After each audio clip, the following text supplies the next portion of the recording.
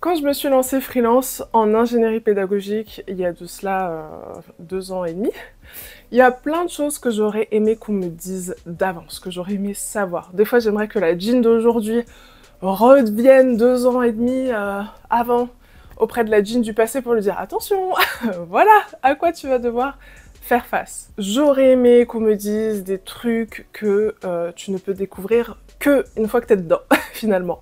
Donc tous les pièges qu'on pourrait éviter et surtout les leçons stratégiques que j'ai apprises parfois à mes dépens. Alors, si tu réfléchis à te lancer en tant que concepteurice pédagogique freelance ou même plus largement dans le secteur de la formation, ou si tu débutes tout juste, cette vidéo est faite pour toi.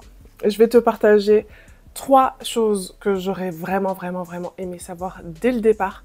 Ça m'aurait évité pas mal de doutes et de mauvaises surprises. Si tu es déjà lancé, ça te permettra peut-être de faire un petit check stratégique dans ton positionnement, ton offre, ta vision, etc. Allez, c'est parti. Première chose que j'aurais aimé savoir, c'est à quel point notre métier est trop méconnu. Moi qui travaille dans le secteur de la formation professionnelle depuis plus de 10 ans, qui fait mes études dans ce sujet-là, l'ingénierie pédagogique, j'ai dû découvrir ça, je devais avoir 22-23 ans, donc pour moi, c'est pas nouveau, c'est même évident, il n'y a aucun problème. Mais pour tous les autres, c'est très flou. Quand je dis aux gens, et je suis sûre que c'est pareil pour vous, quand tu dis que tu es concepteur pédagogique freelance, on te regarde souvent comme si tu venais d'inventer ton métier. Et alors, quand on dit learning designer, avec toutes les versions maintenant du métier qui existent, c'est encore pire. Certains pensent que tu formes les gens toi-même, d'autres pensent que tu vends des formations toutes faites sur étagère, d'autres encore pensent que tu vas coder toi-même la plateforme e-learning. Et ça, c'est un vrai problème. Parce que soyons clairs, si ton métier est incompris, il est difficile à vendre. Tu dois d'abord l'expliquer avant même de pouvoir en montrer la valeur. Conséquence directe, les clients, même quand ils ont ce besoin, ils ne savent même pas que déléguer la conception pédagogique est possible. Souvent, il y a encore trop d'entreprises qui bricolent en interne, ils vont demander à l'expert métier de créer du contenu, alors que c'est pas son métier, la création de contenu pédagogique. Il est peut-être expert métier, admettons par exemple le vendeur qui a le plus d'expérience, on va lui demander, donc le senior, on va lui demander de former les juniors et de créer tout un parcours. Sauf que lui, il est vendeur expert, il n'est pas la transmission de ses connaissances et de son expérience, c'est pas ça son métier. Mais dans l'inconscient collectif, on a encore un peu cette tendance à penser qu'un expert, l'évolution naturelle pour lui, c'est de transmettre son expertise. Tout le monde n'est pas fait pour ça, tout le monde n'aime pas ça. C'est une véritable expertise particulière, la transmission de connaissances. Passer de « j'ai une expertise » à faire en sorte que les juniors acquièrent l'expérience et les connaissances nécessaires pour eux-mêmes gagner en expertise. Et donc ça, les clients, il y a beaucoup d'entreprises qui sont pas au courant de ce que je viens de te raconter, et donc au final, ils savent pas qu'on existe, donc ils vont même pas nous chercher. Là, vraiment, les problèmes commencent, parce qu'on se retrouve avec des formations centrées sur le contenu au lieu qu'elles soient centrées sur l'apprenant, des parcours trop longs, mal découpés, peu engageants, des supports moches et inefficaces. Et derrière tout ça, ce qu'on observe, c'est, comme je te le disais, une vraie méconnaissance du rôle stratégique de concepteur pédagogique. Je parle de ce métier-là en particulier dans la formation parce que c'est mon métier. C'est comme si on demandait à un ingénieur en aéronautique de produire un outil sans cahier des charges, sans plan, juste parce qu'il connaît le sujet. Non, la pédagogie, ça ne s'improvise pas. Et je pense que tu le sais si tu regardes cette vidéo. La transmission, ça se conçoit, c'est un vrai métier avec ses compétences, ses méthodes, ses outils. Et tant qu'on ne portera pas ce message, on restera dans l'ombre, dans le flou. Donc si tu te lances, sois prête à évangéliser un minimum, à répandre la bonne parole. Tu vas devoir expliquer ton métier encore et encore pour qu'il devienne évident auprès de tes clients. Et c'est difficile parce que ça rajoute une barrière. C'est-à-dire que le client, il a parfois même pas conscience de son problème, puisque pour lui, c'est l'expert métier qui va former.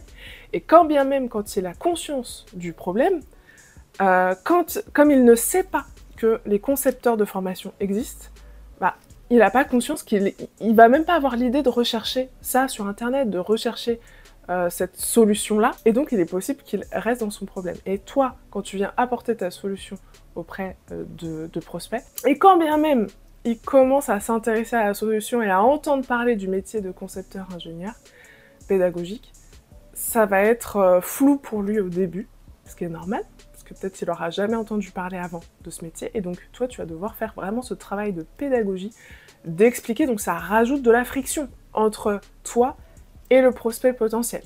Donc attends-toi à ramer un petit peu pour gagner des prospects, et notamment ceux qui ne sont pas encore très au fait de notre métier. Ça s'arrange petit à petit, mais c'est long. Deuxième chose que j'aurais aimé savoir, notre métier est massivement sous-évalué. Le deuxième challenge, c'est que même quand on connaît enfin notre métier, donc le prospect il a conscience de la solution, il découvre notre métier, il l'a compris, eh bien ce métier de concepteur pédagogique, il est encore largement sous-évalué en termes de prix, de complexité et de valeur ajoutée. Si ça vous intéresse, je pourrais faire une vidéo dédiée pour expliquer combien ça coûte réellement de déléguer une formation à un freelance. Mais honnêtement, ce sera un gros chantier cette vidéo pour la faire correctement et de manière la plus juste possible. Donc je la tournerai que s'il y a au moins une bonne dizaine de commentaires en dessous de cette vidéo pour me la demander. Donc vous me direz. En attendant, je vais être claire sans rentrer dans tous les détails.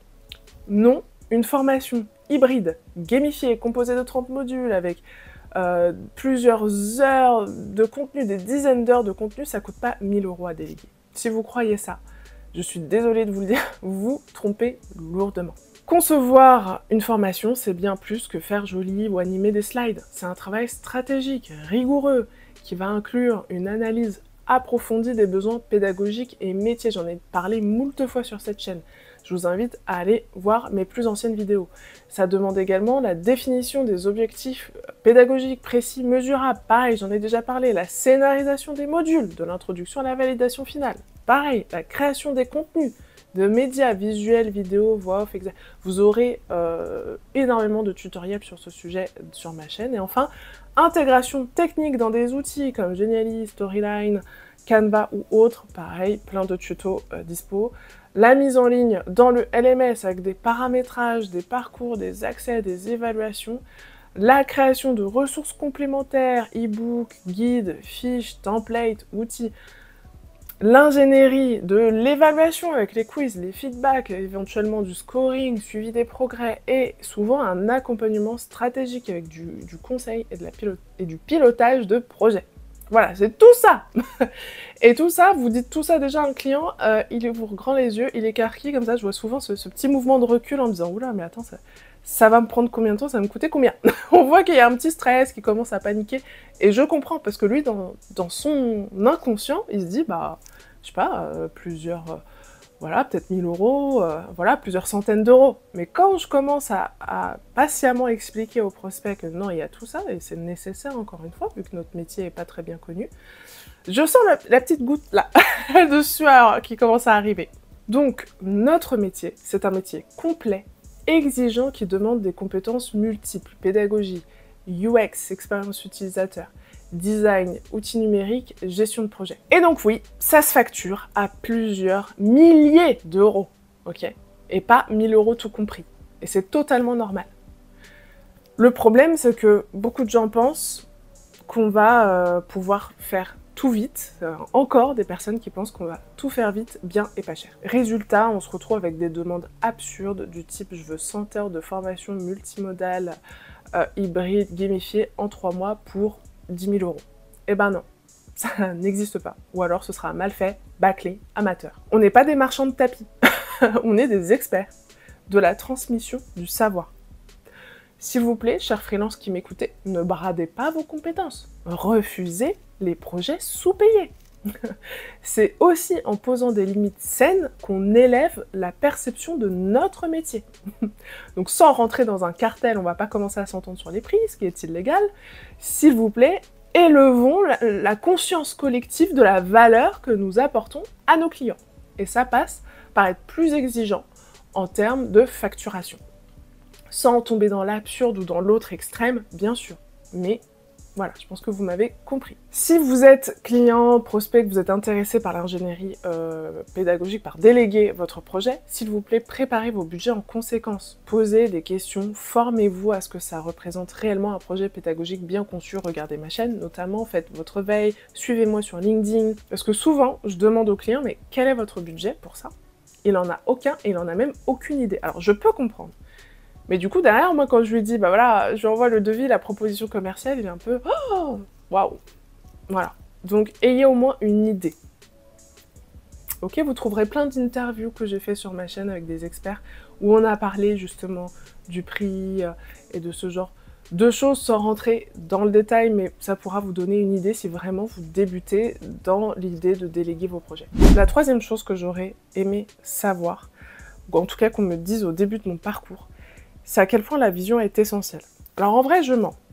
On me l'avait dit, parce que j'ai été coachée au début quand je me suis lancée. Donc l'une des premières choses sur lesquelles on a bossé avec ma coach, c'était la vision. Mais c'est plutôt moi qui ai sous-estimé ça. Et j'aurais aimé qu'on insiste sur le fait que c'est pas une option et que c'est méga important et que c'est pas un truc de dev perso qu'il faut faire vite fait. Non, il faut vraiment se poser, y réfléchir. C'est vraiment hyper important. Et moi, j'avoue que je l'ai un peu sous-estimé. C'était pas très clair, c'était un peu flou. Et j'ai fait, bon, ok. On passe assez rapidement là-dessus. Voilà, j'avoue que je l'ai un peu sous-estimé. J'avais quand même une idée de ce que je voulais. Mais c'était pas clair. Je savais pas encore si je voulais rester freelance solo, avoir 2-3 projets par an, faire 40-50 000 euros de chiffre d'affaires. Voilà. Et puis c'est tout, ce qui est très bien. Hein, mais... j'étais encore dans le flou de si je voulais ça ou si je voulais développer une agence et là faire plusieurs centaines de milliers d'euros, avoir une équipe, avoir une structure plus grosse. C'était encore... Et c'est deux extrêmes quasiment. Et j'étais intéressée un peu par les deux, mais je savais pas trop. Du coup, au lieu de me torturer l'esprit, entre guillemets, je me suis dit, bon, on verra plus tard. Et finalement, ben, ce choix s'est imposé à moi. Mon activité a explosé, plus de clients, plus de demandes, des projets plus gros, plus longs, et clairement, je pouvait pas gérer tout ça toute seule. Donc en gros, j'avais deux choix, ou bien je refusais les projets, et je restais en mode freelance qui humainement ne peut de toute façon pas accepter trop de projets, soit déléguer. J'ai choisi la deuxième option, j'ai dû apprendre à déléguer, parfois un petit peu dans l'urgence, alors que dans ma tête, je me disais encore, je vais me laisser 1 an, 2 ans pour passer à l'agence, et éventuellement, eh bien non, les opportunités sont arrivées, et j'avais envie de les saisir maintenant. Avec le recul, je pense que ça aurait été beaucoup plus fluide si j'avais eu une vision posée et réfléchie dès le départ, et si je m'étais dit, bah go, agence. Donc, si vous vous lancez, je vous conseille de réfléchir dès maintenant à la forme que vous voulez donner à votre activité. Est-ce que vous voulez rester freelance, solo, avec un rythme stable, maîtrisé? Ou est-ce que vous envisagez de créer une structure, de faire travailler d'autres freelances pour vous, de gérer une équipe, de construire une agence? Et on n'est pas du tout, enfin on va faire le même métier, mais on n'est plus du tout sur le même niveau de responsabilité, le même type de projet, le même type de client. Ce ne sont pas du tout les mêmes implications, ce n'est pas du tout le même niveau de responsabilité, pas le même rapport aux clients, pas les mêmes types de projets, très souvent, et même pas le même quotidien, en fait, tout simplement. J'irais même jusqu'à dire, pas la même vie, d'ailleurs. Et bien sûr, votre vision peut évoluer, mais le plus tôt vous la clarifiez, le plus aligné vous serez dans les décisions stratégiques. Si vous voulez une vidéo dédiée sur comment j'ai commencé à créer mon agence de digital learning, avec les étapes, les apprentissages et les galères, je sais que les galères ça vous intéresse, dites-moi en commentaire et là encore je le ferai si j'ai beaucoup de demandes. Voilà, c'est les 3 choses que j'aurais vraiment aimé qu'on me dise avant de me lancer comme freelance en ingénierie pédagogique. Le métier est encore méconnu, massivement sous-évalué et la vision est cruciale. Si tu es toi-même en train de te lancer ou que tu y réfléchis, j'espère que ces partages t'aideront à gagner du temps, à éviter des galères et construire une activité qui te ressemble vraiment. Si tu es déjà lancé, dis-moi en commentaire qu'est-ce que tu aurais aimé savoir plus tôt avant de te lancer. Si tu veux que je fasse une vidéo dédiée sur une partie 2, dis-le moi, ce sera avec plaisir. Si tu veux que je fasse une vidéo sur combien ça coûte de déléguer une formation, pareil. Et comment j'ai créé mon agence de digital learning, pareil. En fonction des demandes, voilà, je ferai une telle ou je prioriserai l'une ou l'autre. Ok? Tu me dis tout ça dans les commentaires. Et je le ferai au moins si j'ai une bonne dizaine de commentaires pour chaque sujet. Pensez, vous tous, à vous abonner à la chaîne si ce n'est pas déjà fait, likez la vidéo si elle vous a aidé, la partager à quelqu'un qui en aurait besoin. Et en attendant, si vous voulez créer une formation qui soit efficace, accessible, ludique et esthétique, vous pouvez jeter un œil à mon site dans la description, prendre rendez-vous avec moi, qu'on puisse discuter de votre projet.